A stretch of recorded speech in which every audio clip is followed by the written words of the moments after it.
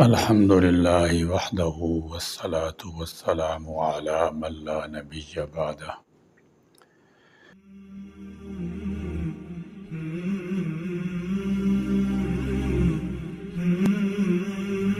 آج سے تقریباً 14 سال قبل صحرائے مکہ کی ریت پر بسنے والا معاشرہ جاہلیت کی تاریکی میں ڈوبا ہوا اور قبائلی غرور و تعصب میں بٹا ہوا ایک معاشرہ تھا۔ انہی دنوں ایک باوقار اور بردبار شخصیت نے جبل صفا پر چڑھ کر ایک ایسی پکار بلند کی جو ہمیشہ کے لیے تاریخ کا حصہ بن گئی۔ یا صباحا، یہ وہ نعرہ تھا جو اہل عرب جنگ یا بڑے خطرے کی خبر دینے کے لیے لگاتے تھے۔ قریش چونک گئے، قریب والے دوڑے آئے اور دور والوں کو خبر دی گئی کہ کچھ اہم ہونے والا ہے۔ لوگ جمع ہونے لگے اور سب کی نظریں اس شخص پر جمی تھیں جسے وہ صادق اور امین کہہ کر پکارتے تھے۔ یہ پکار دراصل ایک نئی صبح کی نوید تھی۔ وہ دن تاریخ انسانیت کا سنگ میل تھا جب کعبہ کے متولیوں، تجارت کے رہنماؤں اور قبیلوں کے سرداروں کے سامنے پہلی بار توحید کا پیغام پہنچنے والا تھا۔ یہ اعلان محض الفاظ نہیں بلکہ ایک ہمہ گیر انقلاب کی بنیاد تھا جس نے ظلم، ناانصافی اور طبقاتی تفریق میں جکڑے معاشرے کو انصاف، برابری اور انسان دوستی کے نئے اصول عطا کرنے تھے۔ عربوں کے لیے یہ نعرہ خطرے کی گھنٹی ضرور تھا، مگر دراصل یہ پوری دنیا کے لیے رحمت اور امن کی صدا ثابت ہوا۔ حضرت عبداللہ ابن عباس رضی اللہ تعالی عنہ سے مروی ہے کہ جب آیت وَأَنذِرْ عَشِيرَتَكَ الْأَقْرَبِينَ اور اپنے سب سے قریب کے رشتہ داروں کو ڈرائیے نازل کی گئی تو رسول اللہ صلی اللہ تعالی علیہ وسلم کوہ صفا پر تشریف لے گئے۔ فرمایا، اے گروہ قریش، جب سب اکٹھے ہو گئے تو اس عظیم ہستی نے نہایت ہی متانت سے سب کو مخاطب کر کے ارشاد فرمایا، اگر میں تمہیں خبر کر دوں کہ اس پہاڑ کے پیچھے ایک لشکر تم پر حملہ کرنے کے لیے تیار کھڑا ہے تو کیا تم یقین کرو گے؟ بیک زبان سب نے کہا، ہاں، ہم نے تمہیں ہمیشہ سچا پایا ہے۔ پھر اس مبارک زبان سے وہ الفاظ ادا ہوئے جو قیامت تک انسانیت کے لیے ہدایت کا مینار رہیں گے۔ میں تمہیں سخت عذاب سے پہلے خبردار کر رہا ہوں، اپنے آپ کو آگ سے بچا لو۔ یہ کوئی معمولی پیغام نہ تھا بلکہ ایک انقلاب کا آغاز تھا۔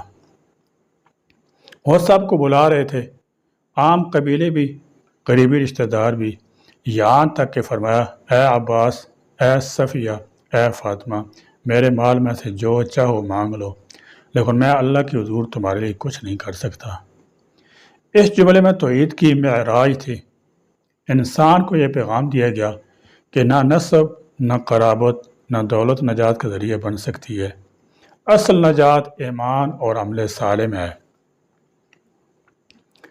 لیکن اس اعلان حق کے فوراً بعد فضا میں ایک تلخ صدا گونجی۔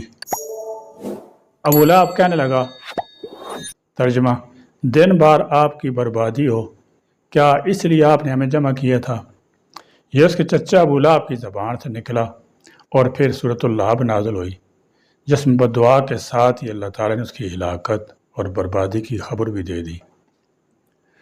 آج جب ہم ربیع الاول کے مہینے میں اللہ کے محبوب صلی اللہ تعالی علیہ وسلم کی ولادت اور ان کی بعثت کو یاد کرتے ہیں تو یہ واقعہ ہمیں ایک گہرا پیغام دیتا ہے کہ دعوت حق کبھی آسان نہیں ہوتی، لیکن صداقت اور استقامت آخر کار کامیابی کی تاج پہناتی ہے۔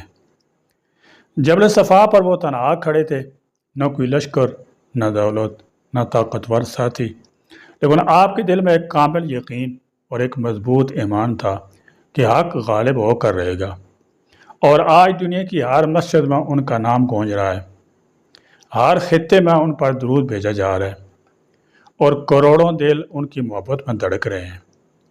ربیع الاول کے ایام ہمیں یہ سوچنے پر مجبور کرتے ہیں کہ کیا ہم واقعی اس عظیم پیغام کے وارث ہیں جو نبی کریم صلی اللہ تعالی علیہ وسلم نے ہمیں دیا تھا۔ کیا ہم اپنے کردار میں سچائی اور امانت کو جگہ دے چکے ہیں؟ کیا ہم عدل، مساوات، خیرخواہی کو اپنی زندگی کا حصہ بنا چکے ہیں؟ کیا ہم ایسی ایک امت بن چکے ہیں جو ظلم کے خلاف آواز بلند کرتی ہے اور کمزور کا سہارا بنتی ہے؟ بدقسمتی سے ہمارا حال اس کے برعکس ہے۔ ہم فرقوں، گروہوں اور مفادات میں بٹ گئے ہیں۔ جہاں ہمیں دنیا کے سامنے خیر و عدل کی تصویر بننا تھا، وہاں ہم خود ظلم، فساد کا شکار ہیں۔ جبر صفا کا منظر ہمیں یہ سبق بھی دیتا ہے کہ ایک تنہا شخص بھی اگر سچائی، یقین کے ساتھ کھڑا ہو جائے تو وہ تاریخ کا دھارا بدل سکتا ہے۔ جناب محمد صلی اللہ تعالی علیہ وسلم کی سیرت ہمیں یہ بتاتی ہے کہ کس طرح انہوں نے صبر، حکمت اور استقامت کے ذریعے ایک ایسی امت کھڑی کی جو علم، تہذیب اور عدل کی علم بردار بنی۔ وہ امت جو ایک وقت میں دنیا کی رہنمائی کر رہی تھی، آج انتشار کا شکار کیوں ہے؟ شاید اس لیے کہ ہم نے آپ کی اصل تعلیمات کو پس پشت ڈال دیا ہے۔ ہم نے سنت کو محض رسومات میں قید کر دیا اور اس کے عملی پہلو کو بھلا دیا۔ ربیع الاول ہمیں یہ یاد دلاتا ہے کہ نبی صلی اللہ تعالی وسلم کی محبت صرف نعروں اور میلاد کے جلوس سے ثابت نہیں ہوتی، بلکہ اس وقت ثابت ہوتی ہے جب ہم سچائی کو اپنا شعار بنا لیں، ظلم اور ناانصافی کے خلاف ڈٹ جائیں، اپنے کردار سے لوگوں کو دین کی خوبصورتی دکھائیں اور علم، اخلاق اور خدمت کے ذریعے معاشرے میں روشنی پھیلائیں۔ جبل صفا سے اٹھنے والی وہ صدا آج بھی سنائی دیتی ہے، اپنے آپ کو آگ سے بچا لو۔ یہ پیغام صرف قریش کے لیے نہ تھا، بلکہ قیامت تک آنے والے ہر انسان کے لیے تھا۔ آج ربیع الاول میں ہمیں یہ عہد کرنا ہوگا کہ ہم نبی کریم صلی اللہ تعالی وسلم کی سیرت کو صرف کتابوں میں نہیں بلکہ اپنی زندگیوں میں اتاریں گے۔ ہم اس عظیم امانت کو آگے بڑھائیں گے جو ایک تنہا شخص نے اپنے رب کے بھروسے پر پوری انسانیت تک پہنچائی۔ اگر ہم نے یہ طے کر لیا تو دنیا ایک بار پھر دیکھے گی کہ حضرت محمد مصطفیٰ صلی اللہ تعالی علیہ وسلم کی امت ظلمتوں کو چیر کر روشنی کا مینار بن سکتی ہے، وہ روشنی جو دلوں کو منور کرتی ہے اور دنیا کو امن، عدل اور بھائی چارے کا گہوارہ بناتی ہے۔ اے اللہ، ہمیں اپنے حبیب صلی اللہ تعالی وسلم کی حقیقی محبت عطا فرما، ان کی سیرت کو ہماری زندگیوں کا حصہ بنا اور ہمیں اس لائق بنا کہ ہم اس دین کے نمائندے بن سکیں جسے تیرے محبوب نے ہم تک پہنچایا ہے۔ آمین۔ وآخر دعوانا الحمدللہ رب العالمین۔